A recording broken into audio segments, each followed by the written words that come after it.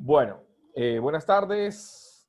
Teoría de los tratamientos 2, la clase número 3, tituladas Técnicas de Entrevista Organizacional, técnicas de tratamiento psicoterapéutico.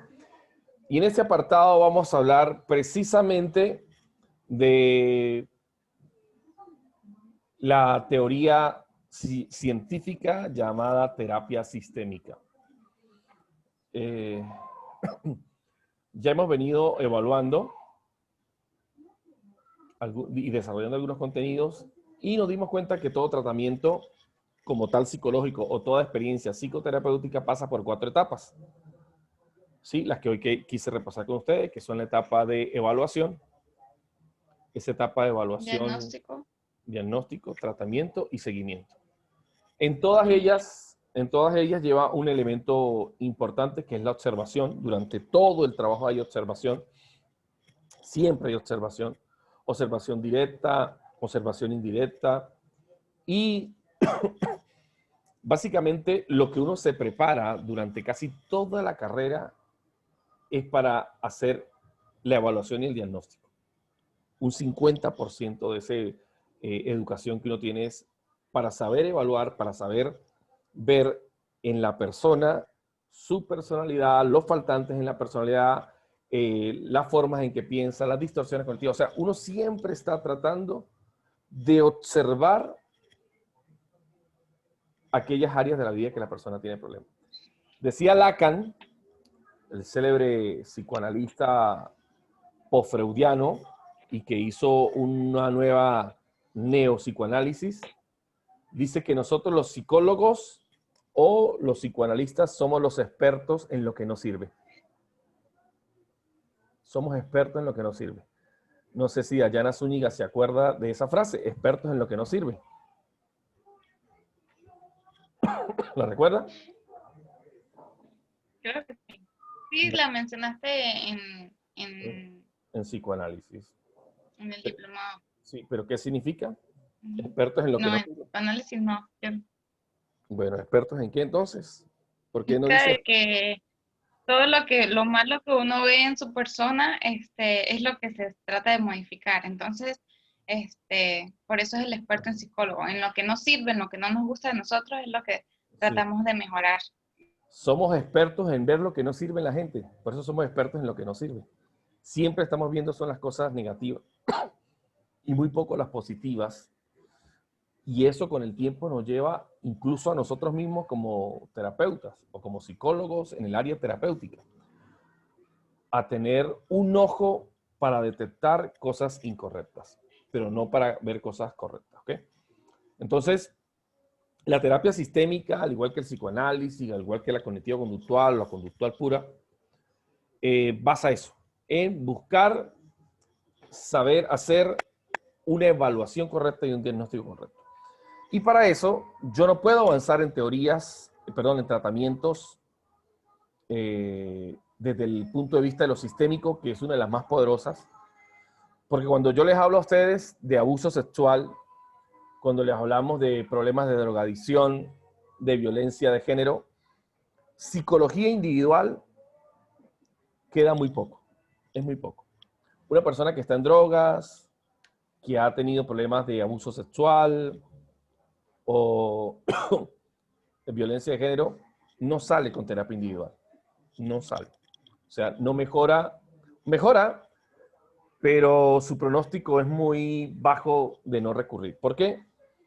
Porque se requiere para que ese proceso de transformación haya algo muy importante. Y se llama eso importante, se llama en psicología y en terapia sistémica, se llaman redes de apoyo. Anótenlo en grande porque cuando usted tenga un tema de abuso sexual, problemas de droga, maltrato infantil, redes de apoyo es importante.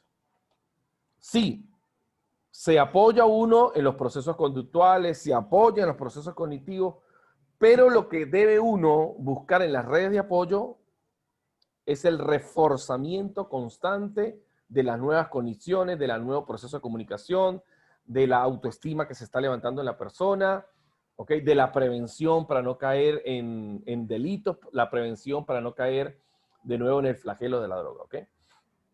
Entonces se precisa de eso, de la red de apoyo. Pero antes de hablar de las técnicas de la terapia sistémica, se hace importante saber qué es la terapia sistémica. Y quiero ir rápidamente a hablar aquí de qué es la terapia sistémica o el enfoque sistémico, ¿ok? Voy. Bueno, el Ajá. enfoque sistémico trata el entorno del paciente o el cliente o consultante, del entorno que a este se le llama el sistema. Entonces, la terapia sistémica no solo trata al paciente como tal, sino a todo su sistema. Para eso se utilizan los genogramas y se estudia también su familia, su grupo sanguíneo, de acuerdo si es por trastornos, si anteriormente habían trastornos o no, o si han sufrido algunas enfermedades, que nos darán indicios a nosotros como psicólogos, como evaluadores, objetivos que nos pueden dar un diagnóstico. Muy bien. Bueno, si quieres seguir dando tú la clase, no tengo ningún problema. Ya, da tú la clase y... Es un chiste, Alexa. Yo siempre No, yo lo dejo a usted tranquilo. hago broma con eso. Ok, muy bien.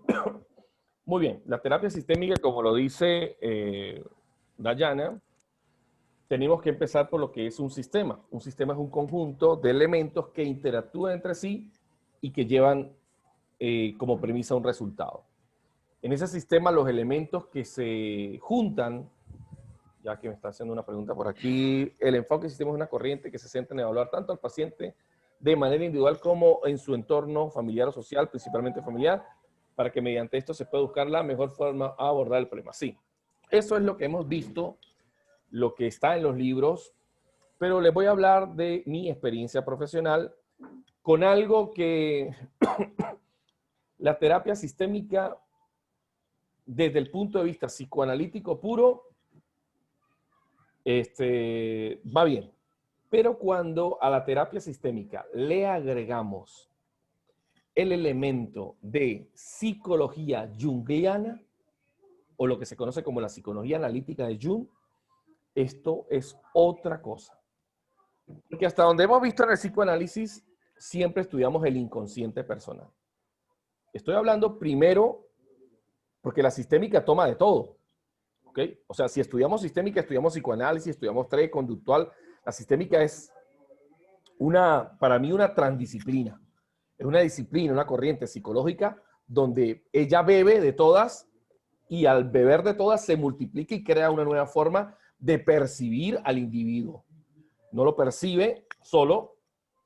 De hecho, el individuo no se creó solo, no se formó solo, se formó en una serie de elementos de comunicación, de percepciones de la realidad propias, ¿ok? Y viene arrastrando algo que hasta el momento solamente le llamamos inconsciente personal, ¿ok? Oído. Quiero hablar un poco del inconsciente personal. A ver si lo tengo por aquí arriba. Creo que sí. Ok. ¿Lo ven aquí? ¿Ven la lámina? Ok. Cuando hablamos del inconsciente Sí, personal, pero un Freud, ok, básicamente lo que teorizó Freud era que el inconsciente personal era como un depósito de cosas que no servían, de sentimientos parricidas, de pensamientos, ¿cómo se llama? Cuando incestuosos, ¿sí? De sentimientos y sensaciones incestuosas para con la mamá o de parricidas para matar al papá. Y Freud, lamentablemente, como era formado en una disciplina científica materialista, vio al inconsciente como algo dentro de la persona. A diferencia de Jung, vio al inconsciente incluso fuera de la persona. Pero esto es algo más poderoso. Lo que es inconsciente para nosotros, porque no sabemos cómo actúa, es la conciencia que regula todos los procesos de la vida. ¿Sí? Por ejemplo, para nosotros en este momento, desde el punto de vista inconsciente personal, Por favor, los micrófonos. Por favor. Ok. Desde el punto de vista del inconsciente personal, se me fue la idea. Se me fue. No sé qué estaba hablando. Por favor, alguien que me recuerde que estaba hablando. Que se me fue. Me desconcentro. Hablabas del inconsciente personal y de lo que la persona, de lo que decía Freud, acerca de Ok, ya. de Entonces, los sentimientos reprimidos y sí, lo que son los sentía la sentimientos. persona en sí. Sí, de ese depósito parricida e incestuoso que podía tener la persona por el Edipo. ¿Sí? Y hasta ahí quedó Freud porque Freud nunca vio la conciencia como algo fuera de la cabeza, lo vio dentro de la cabeza, porque era materialista. Creció en esa corriente. Ojo, con el descubrimiento de la neurociencia, con el descubrimiento de la física cuántica, nos dimos cuenta que la conciencia no solo está en nuestra cabeza, que la conciencia incluso se puede expandir fuera de nuestra cabeza. Hasta donde hemos estudiado terapia sistémica, la terapia sistémica es más psicoanalítica y menos junguiana. Menos junguiana. Pero la terapia sistémica que yo le vengo a traer a ustedes es la terapia sistémica que practicó Jung en sus pacientes. Esto quiere decir que si hacemos una diferencia entre el inconsciente personal y el inconsciente colectivo, que fue su máximo descubrimiento, entonces vamos a ver el inconsciente personal, lo leo detenidamente. Contiene los pensamientos reprimidos, experiencias olvidadas o ideas no desarrolladas. Pueden llegar a la conciencia si una situación desencadena el recuerdo, o nunca pueden llegar si es lo demasiado, la idea es de displacer o la conducta de displacer, nunca va a llegar al recuerdo porque sabemos que los mecanismos de defensa, uno es la represión y otro es la negación, son inconscientes y no permiten que eso suba a la conciencia. Eso es el inconsciente personal, pero que Freud dijo que luego eso que hemos reprimido, eso que hemos negado, hacemos o articulamos con eso varias cosas. Una de ellas, el retorno a lo reprimido que retorna en síntoma, el retorno a lo reprimido que retorna en compulsión por repetir, y ahí vemos personas que están repitiendo una y otra vez los mismos procesos, las mismas experiencias de desvalorización, de traiciones en pareja, de enfermedades, porque no se da cuenta, no tiene conciencia de que esos conflictos inconscientes que quedaron en su infancia dirigen su vida. Eso está estudiado en psicoanálisis, lo que hemos visto en psicoanálisis. Yo supongo que ya ustedes a lo largo de la carrera han visto bastante procesos de psicoanálisis, no tendrán que hacer un curso de psicoanálisis. ¿Okay? Y está el inconsciente colectivo, que es que comprende los recuerdos y los patrones de conductas que se heredan de generaciones pasadas y que son compartidos por los seres humanos. Es la reserva de nuestra experiencia como una especie, un tipo de conocimiento con los que todos nacemos y compartimos. Y Jung le agregó al inconsciente personal algo que nos va a favorecer mucho, que son los arquetipos. ¿Ok?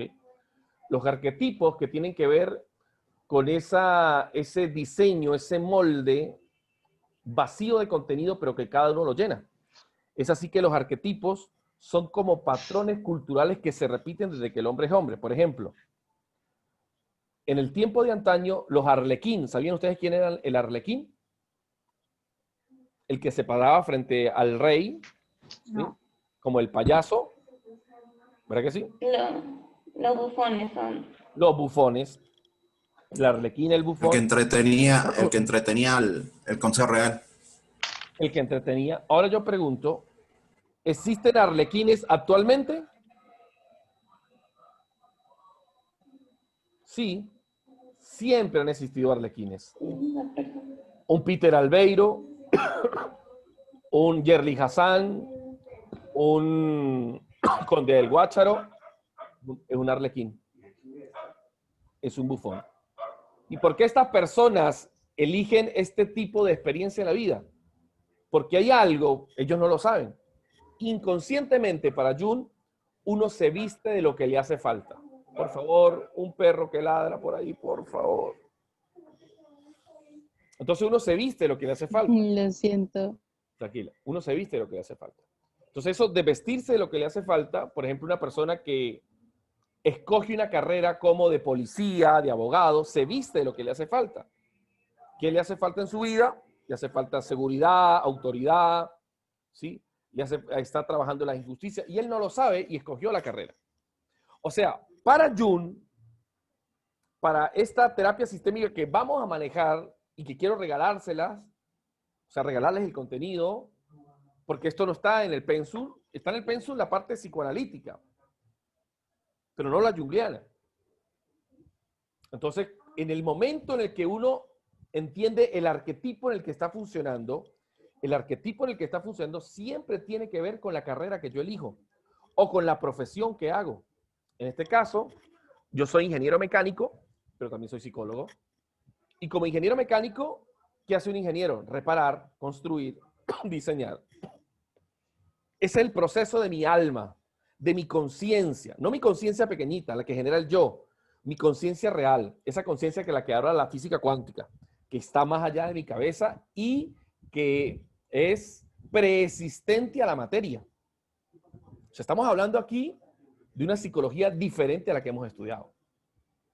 Ahora, ese inconsciente colectivo también es un depósito, ojo, un depósito de cosas inconclusas, pero no tuyas, sino de tu generación. ¿Me están escuchando? ¿Me están escuchando eso? Ok, vamos a ver. Sí, profe. Ok, esto es muy importante que lo tengan en cuenta porque el inconsciente colectivo, voy a enseñarles cómo funciona el inconsciente personal y haciendo un paralelismo, vamos a ver cómo funciona el inconsciente colectivo. Yo en una oportunidad, lo cuento porque fue mi acceso a la información del inconsciente colectivo. Yo tuve una discusión con mi padre hace muchísimos años, antes que él muriera, pero fuertísima. Fue por mi hija. Mi hija tenía para ese tiempo, imagínense, 3, 4 años, ya tiene 12 años, hace muchos años. Y cuando tuve ese encuentro con mi papá, que íbamos a pelear puños con mi papá, porque me amenazó y, bueno, claro, yo no le levanté la mano, pero me le paré como un hombre. Duramos 2 años sin hablarnos. Y yo recuerdo que en ese tránsito de que no nos hablábamos, yo tenía un sueño muy recurrente. Y nosotros sabemos que la vía recia hacia el inconsciente personal son los sueños, ya lo dijo Freud. Los sueños, los actos fallidos, los lapsus, los chistes, los síntomas, ¿verdad que sí?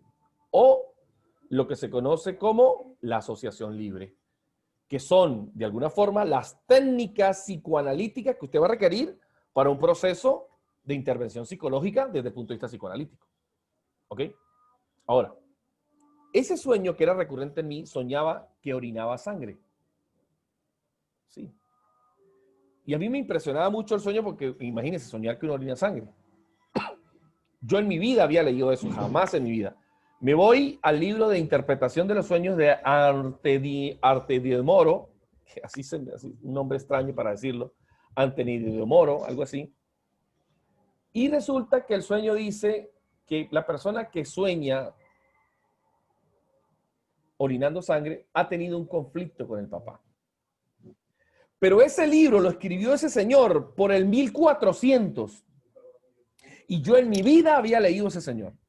Y ahora, ¿cómo es que mi mente sí percibía esa realidad a través de los arquetipos?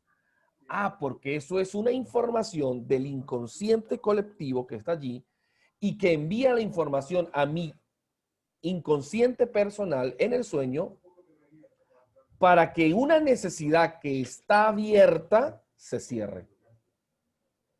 ¿Se entiende la idea?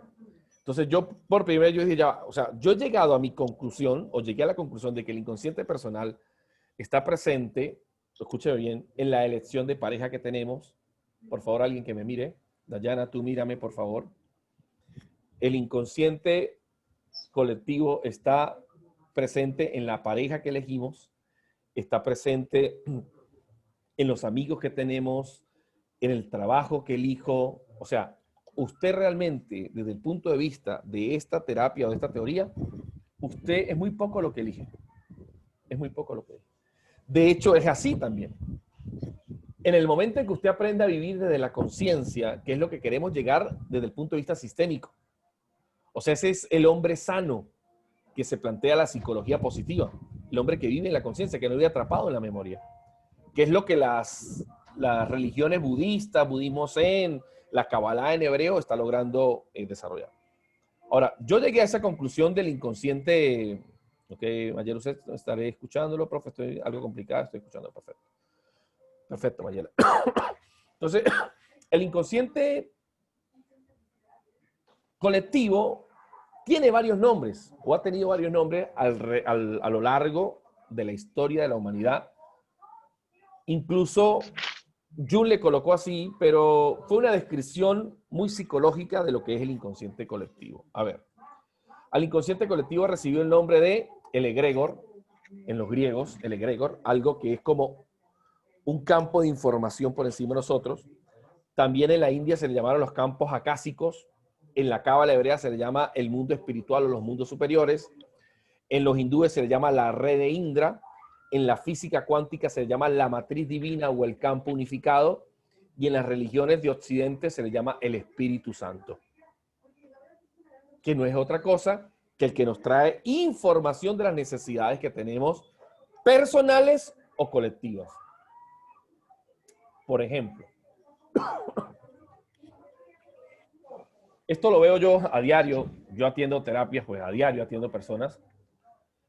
Y gente que ni conoce del papá. Hoy atendí a una persona, 43 años, de Aruba, y me decía lo siguiente. Ella nunca conoció al papá, nunca lo conoció, porque desde que sabe, el papá se había ido. La mamá le negaron el acceso a la mamá, porque la mamá, cuando tenía ya 1 año de edad, se fue a Holanda con droga y la agarraron. Entonces estuvo presa muchos años y ella creció pensando que la abuela era la mamá, y la abuela ni los tíos nunca le dijeron que la mamá se había ido y que el papá no era el papá. Entonces el abuelo era el papá y la mamá era el papá. Ojo. Y uno podría decir, bueno, vivió su vida como quiso. No. Después se enamoró de grande de una persona que llevaba droga también. Y le pasó lo mismo que a la mamá de ella. Entonces uno ve en esa compulsión por repetir, en esas historias que se repiten, cómo la fuerza del inconsciente va trayendo cierta información que está abierta y que necesita energizarse. Y cuando digo energizarse es que se cierre un ciclo.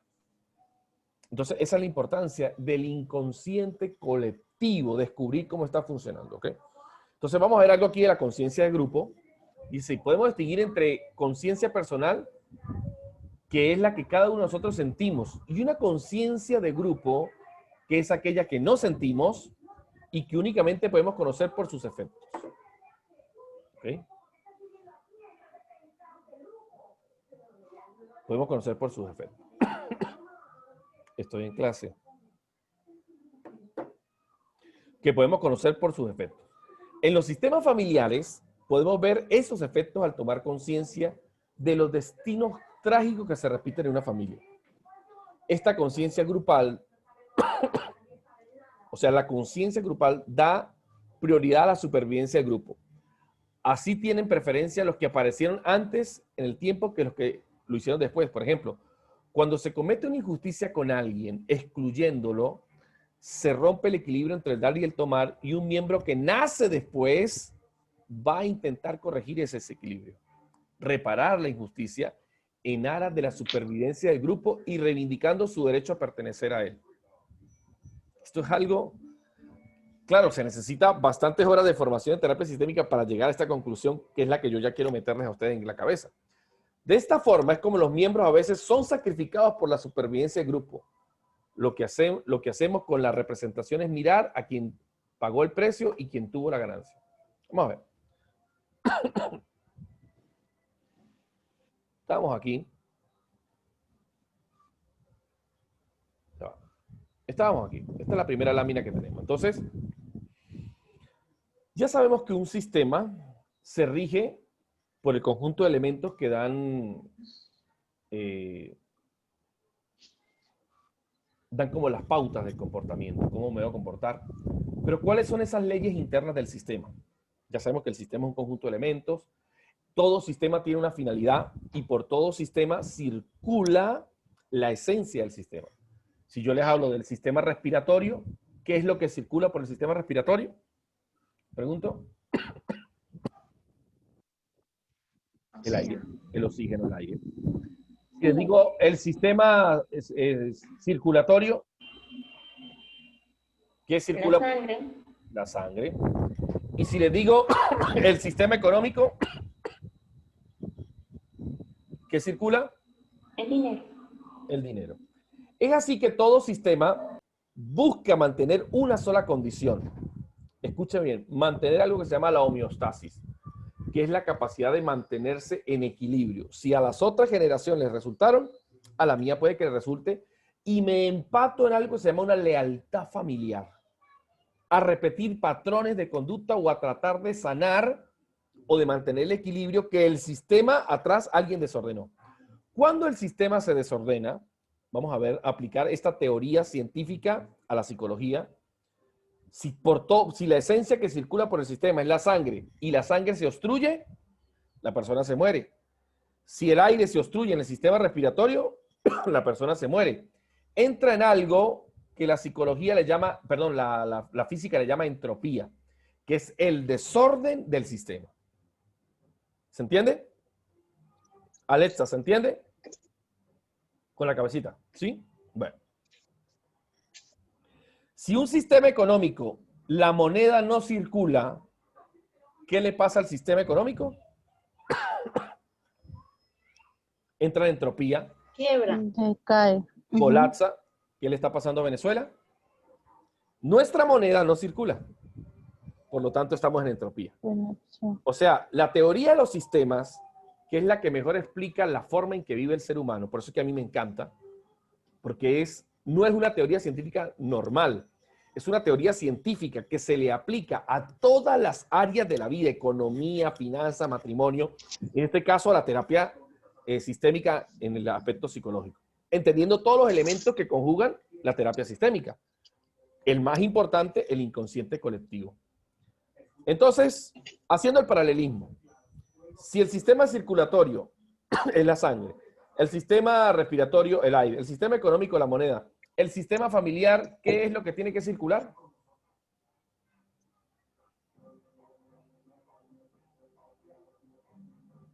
¿Qué es? Las relaciones entre las personas que lo conforman. No, las relaciones son los mecanismos. Las relaciones son las venas, las arterias. La armonía. La armonía. No, la armonía no es.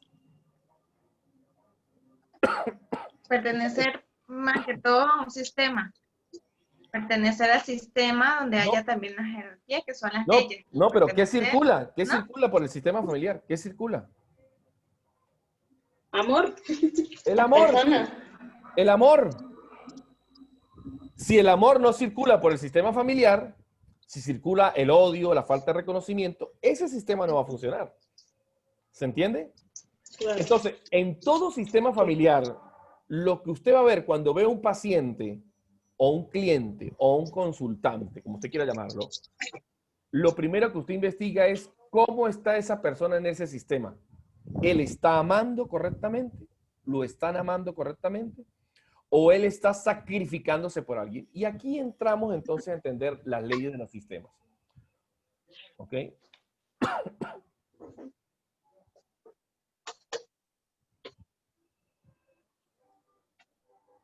Ok. Entonces, hay tres leyes fundamentales de los sistemas. La primera ley se llama, tres leyes, escuche bien, se llaman los órdenes del amor. El amor necesita un orden. El amor necesita leyes por donde circular. El sistema requiere de que se respeten estas leyes para que el sistema no entre en entropía, no entre en desorden. Y la primera ley se llama ley de pertenencia y significa esto. Todos pertenecen a un sistema y lo hacemos según el orden de llegada. Toda persona pertenece al sistema. Por muy malo que haya sido el papá de esta muchacha, porque se fue a vender droga, y lo agarraron preso y la mamá la agarraron presa, es su papá. ¿Se está entendiendo eso? Es su papá. Y el hecho de que la abuela le haya negado el acceso hacia el papá, de que los tíos le hayan negado el acceso hacia el papá y hacia la mamá, convirtió a esta mujer en una persona sin identidad, aunque tuvo físicamente a un papá y una mamá. Y por eso es que sale a buscar, como dice Jorge Bucay, ¿sí?, lo que le hizo falta en la infancia. ¿Sí? ¿Se entiende eso? Salgo a buscar lo que me hizo falta de niño, pero dando lo que recibí: mentiras, deslealtades y traiciones. Y va a encontrar en el mismo punto de resonancia una persona muy parecida. Segunda ley, quiero que se las aprendan de memoria: jerarquía y orden. Cada uno en su lugar, este es el orden. Y esta segunda ley nos dice que cada persona, ley de la jerarquía, que llegó al sistema primero, tiene mayor nivel de prestancia de categoría. Entonces, ¿quién es mayor? ¿Papá o yo? En jerarquía. Los papás. ¿Por qué los papás? Ellos llegaron primero. Muy bien. Entonces, como un derecho de antigüedad, el que llega primero tiene preeminencia sobre los que llegaron después. Y entre un hermano mayor y un hermano menor, ¿quién tiene mayor jerarquía? El mayor. Mayor.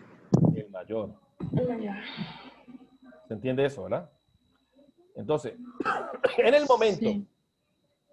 en el que yo, como terapeuta, investigo en el sistema de esa persona, si esa persona se conectó con papá, está conectado con papá y con mamá, si los honra, si los reconoce, porque hay gente que usted le pregunta y su papá dice, no, yo ese señor no quiero saber nada. Ya ahí está quebrantando una ley del sistema, que es la ley de la pertenencia. Toda persona pertenece al sistema y esa persona pertenece al sistema aunque no estuvo con él. Y hay que darle pertenencia.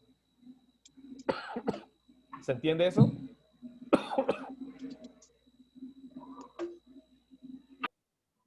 Ok. Segunda ley, ley de la jerarquía. Y esto nos lleva a pensar, a veces nosotros pensamos que papá y mamá pues no tienen el conocimiento que tenemos y son inferiores. Y no es así. En la jerarquía, quien llegó primero, ellos son los mayores, nosotros somos los menores. Nosotros tomamos de ellos la vida. Y por eso hay que amarlos, respetarlos, honrarlos. De ahí que usted incluso, si podemos ir a la antropología histórica, que es la Biblia, encontramos que la Biblia señala que honra a tu padre y a tu madre, ámalos, respétalos. No dice si se portaron bien, si vendieron droga, no, hónralo, está en el decálogo de los 10 mandamientos en Éxodo 20. Es una orden. ¿Ok? Y eso quedó represado en el inconsciente colectivo de todas las civilizaciones. Es así que una persona, con mucho respeto lo digo, por favor, los micrófonos. No puedo así, de verdad. Hay muchísima bulla. Es así que si la persona no maneja estas leyes, entra en desorden su sistema. Entonces, en terapia, uno trabaja lo siguiente. Llega y le pregunta a la persona si vivió con papá y con mamá, y ya estamos viendo la primera ley. Ley de la pertenencia. No, yo no crecí con mi mamá ni con mi papá. Y ahí entran todas las otras teorías del niño herido, niño abandonado, de los traumas infantiles, todas esas teorías que alcanzan a observar históricamente la relación causa y efecto, todos los daños que tiene la persona. ¿Qué hacemos nosotros en terapia sistémica? Devolver el orden. Devolver el orden. ¿Ok? Si aparte reconoce al papá, sí, mi papá existe, pero yo no lo respeto, no lo honro, ¿qué pasa? También su sistema está en caos, porque esas tres leyes tienen que darse. ¿Ok? Atendí un paciente la semana pasada, joven de 26 años, está en drogas, llegó de Brasil hace como 5 meses, pero no ha podido salir de la droga, ya está de las drogas desde aquí, pero se fue a Brasil y salió peor. Va a la terapia porque la tía lo lleva y empiezo a hablar con él y él me dice que él quiere dejar la droga, pero está todo nervioso, está en el síndrome de abstinencia, ¿no? Uno tiene que aprender a estar en el síndrome de abstinencia, entonces se tocaba y estaba en el síndrome de abstinencia. Ah, yo no le digo eso. Yo le digo que qué pasó con el papá. Dice que si conoce, si conoce al papá, dice no. Yo sé que cuando una persona tiene un vacío del alma, un vacío en su ser, y no conoce a su papá, así estudie psicología, así sea catedrático y no conoce a su papá, va a tener vacíos. Y esos vacíos lo van a llevar a llenar esos vacíos con estupideces. Juegos, pornografía, drogas, con adicciones. Placer momentáneo por el gran vacío que hay. Y aparte, va a tener poco reconocimiento en la vida. Porque desde el punto de vista del inconsciente, como le negaron, al muchacho le negaron, nunca le hablaron del papá. La abuela no le hablaba del papá porque era un drogadicto. ¿Y qué resultó el muchacho? Un drogadicto. ¿Para qué él hace eso? Esta es la pregunta terapéutica que vale 1.000.000. ¿Por qué él hace eso? Porque está Para que le honrando a presten su papá atención, conscientemente. Ujú. no para que las personas a su alrededor le presten más atención a él porque siente una falta de atención. Ok, muy bien. Pero la mirada de ellos lo miran y él no se sana. ¿Entiendes? Si fuera por buscar la Para atención, llenar el vacío de su papá. sí, pero la droga no lo llena. ¿Qué es lo que hace realmente? Y aquí se pregunta, esta es la pregunta en sí. Él lo que está haciendo es sacrificándose inconscientemente. Por eso es que si usted no tiene conocimiento de esta terapia sistémica, usted va a decirle, le va a mandar técnica conductual, le va a mandar redes de apoyo, pero no va a sanar la esencia. ¿Cuál es la esencia? Que él se está sacrificando por el papá, diciéndole, mírenme, que a través de mí, miren a mi papá, que también estuvo igual. Hay una lealtad familiar que se repite y él se sacrifica para que miren al papá, piensen en el papá y digan, él también pertenece a la familia, a este sistema, porque hay un excluido en la familia. ¿Quién es el excluido en la familia? Del que nunca hablaron. Y como hay un excluido en la familia, se afecta la primera ley de los sistemas. Esto no lo inventé yo. Esto lo inventó el señor Edward Bertalanffy y Irian Prigogine. Cuando una de las leyes de los sistemas se afecta, el sistema entra en caos. Y esta ley nos dice, todas las cosas pertenecen al sistema. ¿Por qué lo vamos a excluir a él? Y entonces este que viene aquí está en el retorno de lo reprimido, de lo callado, del secreto. Él viene diciendo, mírenme a mí, pero no me miren a mí para prestarme atención a mí solamente. A través de mí, miren a alguien excluido. Pero con eso se sana, no. Se sana cuando integran a la persona a la familia. Entonces, ¿qué hice yo como terapia, como técnica? Al chamo nunca le han hablado. De hecho, se vino la tía y empezó a decir, no, lo que pasa es que mi mamá, que era muy fregada, nunca le quiso decir nada a quién era el papá. Pero el papá fumaba droga. Delante del muchacho se lo dice allí. El hombre era un hombre muy alegre, Y diciéndole todo eso, yo miro al muchacho y veo que se le salen las lágrimas. Y yo digo, ¿tú sabías eso? Yo jamás había escuchado hablar nada de mi papá. Nunca había escuchado hablar nada bueno ni malo de mi papá. Ok. Ya sabemos que su necesidad de droga es el vacío que hay. Ahora, ¿cómo hago para que sistémicamente eso en una técnica psicológica o una actividad terapéutica pueda funcionar? Reunir a toda la familia y que toda la familia le hable algo del papá, algo que conoció del papá, ¿sí? Le regalen una foto porque ni una foto, no lo conoce, nunca ha visto al papá. Entonces, había un excluido en la familia. ¿Se entiende eso, por favor? Díganme si se entiende. ¿Se entiende? Sí. Sí. Pues él no tuvo nunca oportunidad de darle jerarquía, de pensarlo, de verlo. Para esta terapia sistémica se requiere bastante entrenamiento en los arquetipos. De hecho, atendí un paciente hace poco, funcionario de la policía, que dice que cuando toma deja todo botado, no le importa absolutamente nada, dice que toma y que puede llamarlo el comisario superior, puede llamar quien sea, que dice no me importa. Entonces yo sé que detrás de ese comportamiento hay una ganancia. ¿Cuál es la ganancia detrás de ese comportamiento? Que nadie me controle. Mando a votar, pero la bebida es una excusa. La bebida es una excusa. Pero cuando se va a tomar, no se va a tomar por un día ni por una hora, se va a tomar hasta por 3 días. Deja el trabajo botado, casa botada.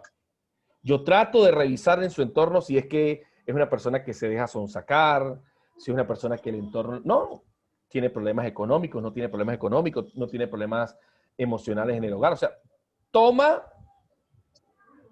como una forma, con una forma compulsiva de escapar de la realidad. ¿Y cómo resolvemos el problema sistémicamente? Ojo, o psicoanalíticamente, pero sistémicamente. Primero, él tiene que tener redes de apoyo para salir, porque si no, no va a salir.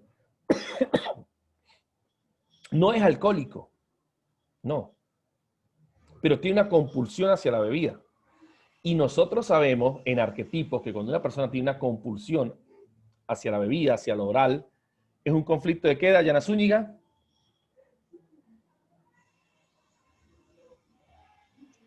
De la madre, De la mamá, por parte de la madre. por falta de la madre. Y yo le pregunto, ¿tú tomaste teta? Y yo, mamá nunca me dio teta. Y entonces entramos ahí en teoría, el desarrollo psicosexual, etapa oral. Como hay personas que nunca se energizó, nunca se satisfizo esa necesidad, sino que quedó abierta, posteriormente en el tiempo, él quiere ¿qué? Llenarla. ¿Con qué la va a llenar? Con bebida, cigarro, cualquier cosa que sea a nivel oral. Incluso con atracones de comida puede llenarlo. ¿Por qué? Porque hizo falta mamá. Pero si mamá estuvo allí, estuvo, pero no estuvo cubriendo la necesidad. Entonces, la terapia sistémica me da una visión, ojo, de la forma en cómo se relacionó, pero también utilizó psicoanálisis. Ahora, ¿a qué más lo llevo yo? A ver, estoy dando un ejemplo, ¿no? De cómo se trabaja terapia sistémica en vivo.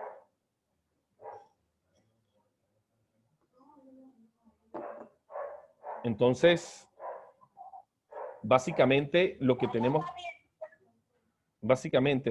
que hacer en este caso particular que tenemos a nuestro paciente es trabajar la oralidad.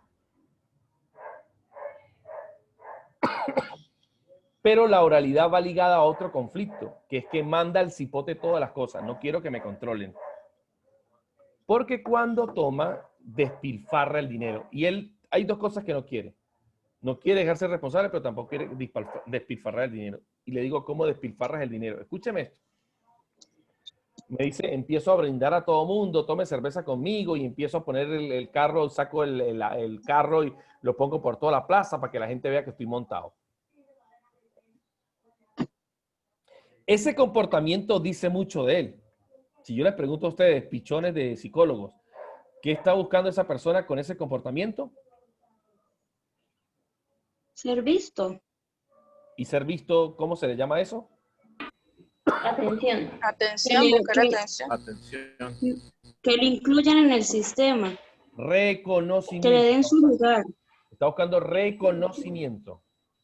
Acuérdense la palabra, reconocimiento. Que alguien me mire, que alguien me reconozca. ¿Ok? Muy bien, Grismar, reconocimiento. ¿El reconocimiento de quién está buscando? De su madre. O de su padre. Y ahí entonces tengo que saber trabajar eso. Hago preguntas específicas. ¿Cómo está su relación con su papá y con su mamá? Y cuando le toqué al papá, era ver un tipo de 1,85 sentado ahí, con el arma ahí pegada. Inmediatamente cuando le hablé, el papá hizo esto así, lenguaje corporal, se cerró. Y yo muy educadamente le digo, ¿me permites? Le quité las manos y le dije, acabas de cruzar tus brazos. Me dijo, sí, es por el frío. Y uno sabe que no. Yo le dije, pero 5 segundos no, pero cuando hablamos de tu papá inmediatamente lo hiciste. Y el tipo hizo así como para atrás, ¿no? Se da cuenta, toma conciencia de que el tema del papá lo hace cerrar. Y yo dije, aquí lo tengo. Aquí ya está a punto de hacer algo que en terapia gestal, en psicoanálisis, que se llama el insight, que tome conciencia de algo. Y le hago la pregunta más psicoanalítica de asociación libre que hay, pero que la tomo con sistémica. Le digo, ¿cómo es la relación con tu papá? Y dice, no fue muy buena. Papá fue un hombre muy ausente de la casa, muy poco afectivo. Y le pregunto, ¿qué admiras de tu papá? Me dice, de mi papá nada, de mi mamá todo. Ya lo tengo. Sale en la vida, se viste de autoridad, terapia sistémica. ¿Sí? Me visto de lo que me hago falta. ¿Qué me hace falta? ¿Es funcionario público? ¿Es policía? Me visto de autoridad. Seguridad. Seguridad. Autoridad. Ajá. Cuando me embriago, salgo a la calle y corro el carro para que me vean. ¿Necesidad de qué? Reconocimiento. Entonces yo le digo, porque el problema aquí es que la gente no sabe, porque no entiende la jerarquía. Escuchen bien la jerarquía. Y esta es una pregunta para ustedes mismos, muy terapéutica. ¿Qué es lo más importante que nos ha dado papá y mamá a nosotros? Por ejemplo, Rafael, ¿qué es lo más importante que te ha dado tu papá a ti? Rafael, perdóname la vida.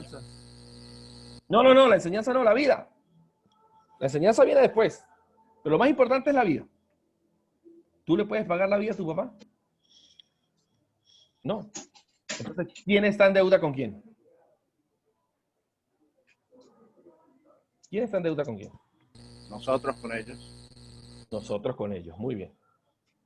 Y cuando yo le digo eso al muchacho, grande, 1,85, un camaján de tipo, le digo, entonces, ¿quién le debe a quién? ¿No aguantó? Ver a un tipo de 1,85 en la silla llorando, reconociendo la jerarquía que tiene el papá, es el insight. Y lloraba, mire, pero era tan insensibilizado que no lloraba, sino salía la lágrima y no podía parar. Me decía, ¿qué me pasa? Y ahí utilizo más terapia psicoanalítica, más catarsis. Si estuviera tu papá, ¿qué quisieras decirle? Lo avasallo completamente. Ya lo tengo a punto del insight. Y lo primero que le cruzó la cabeza al carajo fue, lo primero, cuando tenía 13 años, yo gané una carrera de no sé qué. Y él estaba tomando y no me vio. Y yo quería que él me mirara. Así, camaján. Entonces me di cuenta, ya ahí tenemos el proceso completo, sistémico, para trabajar. ¿Cómo debo trabajar con él? Para sanar el reconocimiento y la trancón de comida, mamá y papá. Y ahí vienen las técnicas sistémicas. ¿Qué son las técnicas sistémicas? Tienen que ver con devolver el equilibrio, devolver la jerarquía. Mi papá es el mayor. Miren la ley. Si papá es el mayor, debo tratarlo como si él fuera mi esclavo porque ahora le trabaja a él. O debo tratarlo como si él fuera mi jefe. Papá, toma, tranquilo, papá, gasta eso. No, dice, no, en mi casa hace lo que yo digo. Claro.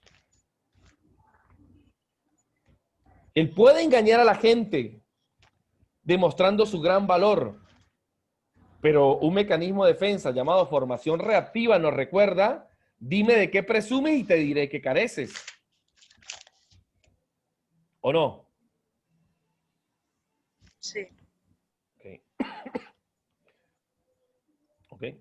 Y tercera ley, que es muy importante.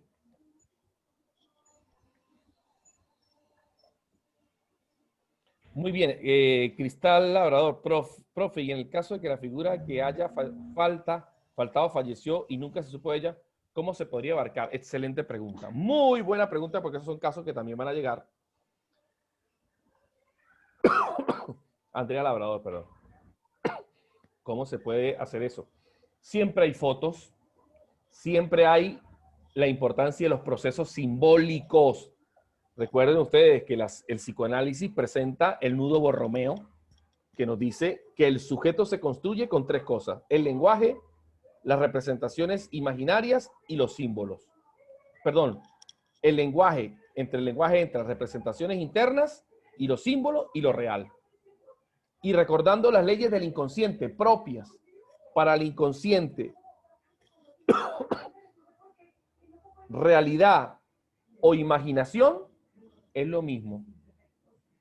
Por lo tanto, si él, por eso era que Silla Vacía tenía su fuerza en algún momento, le hablaba a la persona, pero es mejor tener una foto, una imagen, donde pueda representar a papá: este es mi papá, este es el que le debo la vida. Y generar el símbolo será que haga una carta, que le exprese sus sentimientos, luego esa carta la puede sembrar o esa carta la puede guardar en un lugar muy importante, como una relación simbólica de que se conectó ya con papá. Oh, profe, generalmente yo he escuchado que ahí se puede hacer también lo que es lo de la silla vacía. Sí, Silla Vacía. No sé. Ya, No sé si se podría usar. algunos expertos dicen que Silla Vacía está ya extemporánea, está caduca. Ok. Yo no la hago con Silla Vacía, nunca me ha gustado trabajar Silla Vacía. Lo hago en vivo y directo. Le digo: ¿qué estás sintiendo por tu papá? Si estuviera aquí, ¿qué le dirías? O lo llevo a una imaginación guiada, lo que se conoce como una hipnosis guiada. Digo: cierra tus ojos, vas a tener una imagen de tu papá. Cuando tengas la imagen de tu papá, y yo le voy guiando, ¿ok? Con los ojos cerrados. Lo vas a ver, vas a agradecerle por la vida, vas a agradecerle por todo esto, y ahora vas a decirle con tus propias palabras qué te hizo falta. Y en ese momento las personas no pueden. Entonces ya uno empieza a medir el tratamiento. Ya no pudo hacerlo aquí, está muy desensibilizado, no le salen las palabras. Entonces empieza a trabajar. Profe, Uh-huh. ¿y la constelación sistémica puede ser también una herramienta? opción Escúchenme bien. o ya es más profundo? No, escúchenme bien lo que le voy a decir. La constelación tomó estos conceptos de la sistémica, la constelación. La constelación es esto, pero ellos lo hacen con el psicodrama. Recordando que para el inconsciente personal, real o simbólico e imaginario es lo mismo. Que el otro no existe. ¿Ok? Entonces, por eso es que a veces, por eso sí funciona. Pero para mí el proceso, ojo, el proceso terapéutico, porque hay intervenciones grupales, sistémicas también. ¿Ok? Una de ellas, en esa psicodrama, es que la persona puede invitar a su familia y haga presente en la reunión a su papá, simbólicamente. Diga: este es el lugar de mi papá. Y haga una poesía en nombre de su papá: papá, esto es para ti. ¿Entiendes? Y que ponga un cuadro como un genograma en su casa: y este es mi papá, y empieza a reconocerlo, a aceptarlo, a darle la primera ley. ¿Cuál es la primera ley? La segunda ley, jerarquía. Jerarquía. Orden y jerarquía. Pertenencia. Si la persona le da cabida a esas personas que están ausentes y aparte respeta su lugar, ya la persona empieza a mejorar muchísimo desde el punto de vista psicológico. Es mi experiencia, es lo que dice la ciencia, es lo que dicen. Bueno, se lo digo desde mi punto de vista. Lo que yo he aplicado en los últimos años me ha dado resultados. La gente empieza a ver cambios. ¿Ok? Y aquí lo importante es entender cómo funciona el inconsciente personal. Cómo funciona el inconsciente, cómo el inconsciente está funcionando. Y eso es una tarea que ya al 10º semestre usted tiene que estar de cacho a rabo, saber cómo funciona el inconsciente personal y el colectivo. Y el inconsciente personal, las vías de acceso al inconsciente personal son 5. Repito: los sueños, actos fallidos, lapsus, asociación libre, los síntomas y la compulsión por repetir. ¿Ok? Entonces, cuando tenemos toda esa evidencia científica de cómo el inconsciente se está manifestando podría ser en un síntoma físico de una enfermedad, que Freud le llamó a ese mecanismo de conversión. Entonces, la sistémica me permite sentar a la persona y ubicarla en el entorno familiar, o incluso sistémica para las empresas, si no estoy respetando a mi jefe, ¿sí? Y entraría la tercera ley, que la vamos a dejar hasta ahí porque ya son las 3 de la tarde y me tengo que ir porque es una hora de clase y como ustedes llegan tarde. Entonces, resumen. Perdónenme por la tos. A veces está peor. Todo sistema es un conjunto de elementos que interactúan entre sí, que por dentro de ese sistema corre la energía o la esencia vital, sistema respiratorio, el aire, sistema circulatorio, la sangre, los sistemas familiares, el amor. Si el amor no circula correctamente, y el amor es como la esencia, pero el amor tiene varias caracterizaciones. El amor tiene que ver con el respeto, el amor tiene que ver con la honra, el amor tiene que ver con la tolerancia. Si no hay ese aspecto, entonces ese sistema se vuelve un caos. Y una de esas personas dentro de ese sistema es el que está sacrificándose por el sistema para tratar de volverlo como al equilibrio. ¿Ok? ¿Se entiende? Yo sé, esto es muy profundo. Yo sé que es profundo porque se requiere bastante conocimiento de primero de psicoanálisis. Pero si usted me pregunta a mí, ¿qué otras técnicas dentro de la sistémica podríamos hacer? A mí me gusta mucho el role-playing. ¿Han escuchado el role-playing? El role-playing es cuando en una familia, una pareja, cada quien ocupa el lugar del otro para manifestar lo que él está sintiendo. Por ejemplo, pero eso es guiado. Tiene que estar ahí el terapeuta. Entonces ya es una intervención sistémica grupal. Entonces yo veo, usted va a hacer el papel de su papá, usted va a hacer el papel del hijo. Y empiezan a comportarse como ellos. No, porque usted no se cansa. No, mamá, estoy cansado. Cada quien habla como interpreta las cosas y como está viviendo. Y ahí se van haciendo los ajustes. Ese es el role-playing. Está el psicodrama, que también es muy importante porque, a ver, ¿qué es lo que le falta a la cabeza? El símbolo. Es resignificar en la cabeza el orden que hace falta, resignificar en la cabeza lo que necesito decirle a esta persona que me he callado y lo he reprimido. Entonces, hay varios elementos. El más importante, una vez que se han establecido las técnicas particulares para la persona, viene la parte del reforzamiento sistémico, lo que se llaman las redes de apoyo.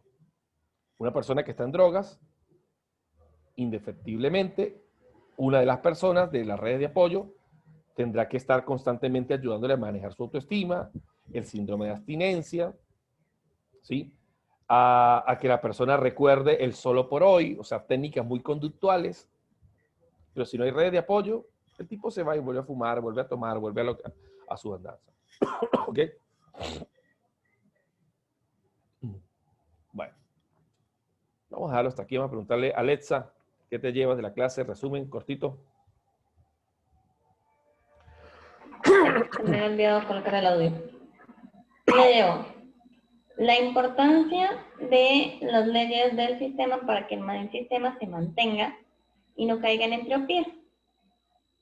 Y básicamente pues la teoría o la utilización de la teoría junguiana para la terapia sistémica, que también mucho en la tarea, en la terapia narrativa para los casos de abuso, el reforzamiento de las redes de apoyo para que la persona se refuerce para superponerse a esta situación que vivió, a este abuso, y por medio de las redes de apoyo que ellos puedan salir adelante.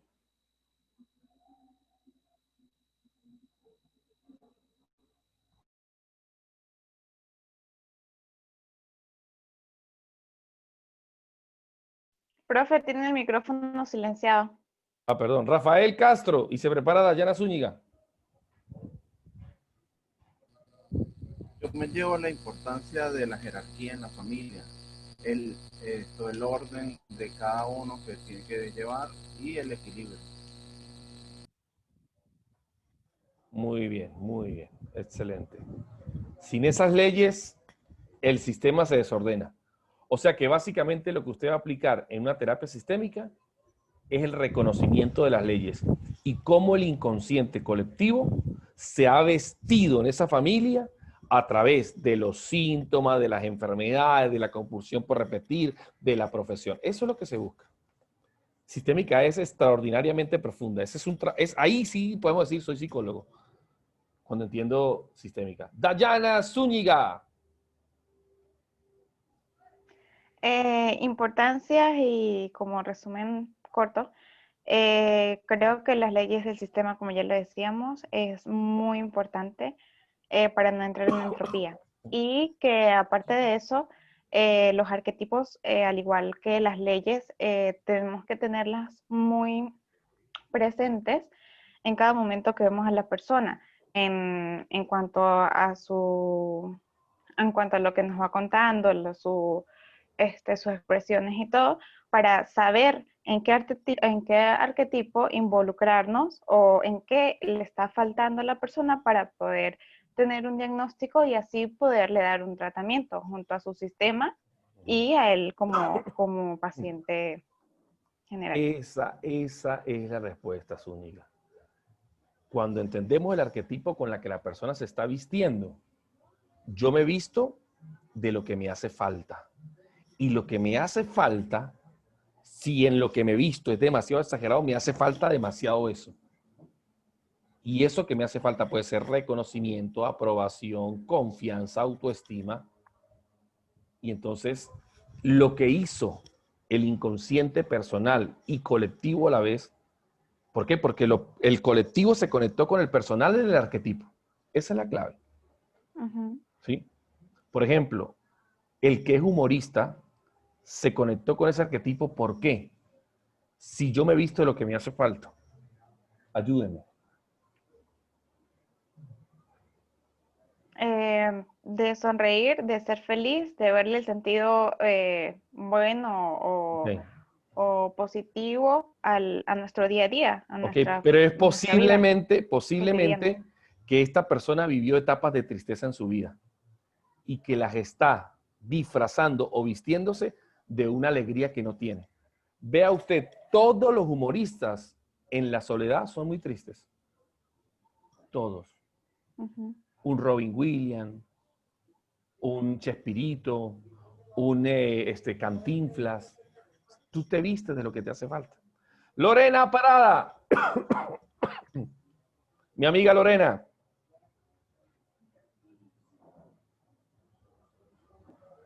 Hola, profe, buenas tardes a todos. Bueno, yo llegué un poquito tarde, no tenía luz, me llegó hace como 20 minutos. Vi, bueno, al final que estaban hablando del modelo sistémico, de las leyes que debemos tomar en cuenta a nivel sistémico para que el sistema no entre en entropía.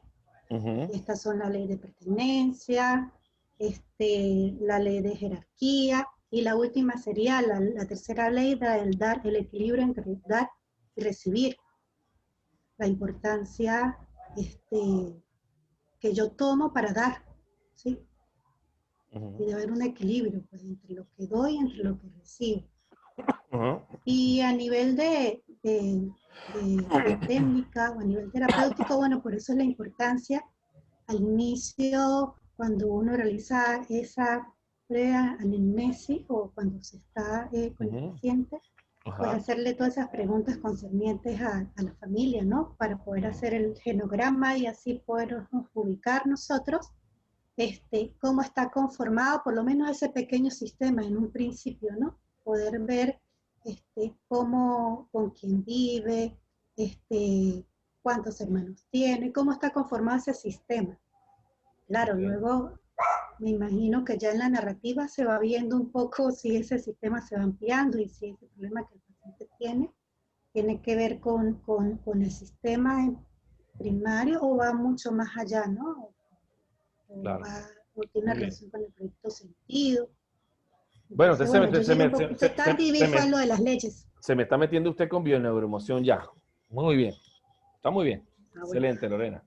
Bueno, ya ahí uno está entendiendo entonces algo que no había visto nunca. ¿Qué es lo que no me había visto nunca, jamás en la vida? Cómo funciona el inconsciente colectivo. Y cómo el inconsciente colectivo se une con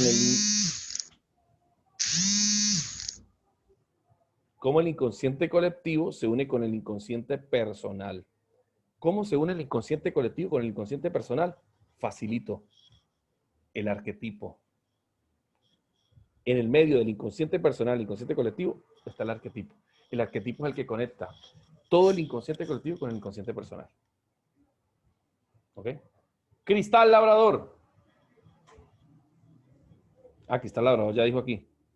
Yo me llevo la manera en cómo interactúan y de qué manera lo hacen. En nuestro día a día, el inconsciente personal y colectivo, de igual manera lo que es la conciencia personal y grupal, lo que es un sistema, sus principios, leyes, pues esas son indispensables para mantener el orden de un grupo, el significado de los arquetipos, otros detalles como la manera en que un miembro del sistema intenta integrar a un excluido y que el amor es la base sólida principal para mantener el equilibrio. Andrea, profe, jajaja. Muy bien. Bueno, la próxima clase les voy a traer unos genogramas para que ustedes vean la importancia de generar un genograma en la terapia sistémica y cómo aprender a ver desde la terapia sistémica y desde el genograma los problemas faltantes y los problemas que viene arrastrando la persona. Eso es definitivamente muy poderoso para entrar en terapia, para generar el tratamiento correcto. Sin el diagnóstico no vamos a hacer un tratamiento correcto. Y todas esas habilidades o herramientas conceptuales de las diferentes terapias nos ayudan a manejar mejor el diagnóstico. ¿Ok? Estamos entonces en evaluación y diagnóstico para pasar propiamente a técnica. Entonces nos vemos la otra semana, 1 hora más de clase y entramos con el genograma. O lo vamos a hacer, el genograma vamos a hacerlo por el WhatsApp, porque veo que no está interactuando la gente por aquí. Vamos a hacerlo por el WhatsApp. Ya, lo dije. ¿Sí? Ok, nos vemos entonces la otra semana. ¿Preguntas? Lorena, ¿preguntas? Dayana Zúñiga. ¿No? No. Bueno, entonces no siendo más, me despido a la llanera. Nos vemos en otra emisión con su profesor de teoría de los tratamientos 2. Nos vemos. Chao. Chao, Dayana. Chao, Lorena. Chao. Qué callados estuvieron hoy, pero bueno.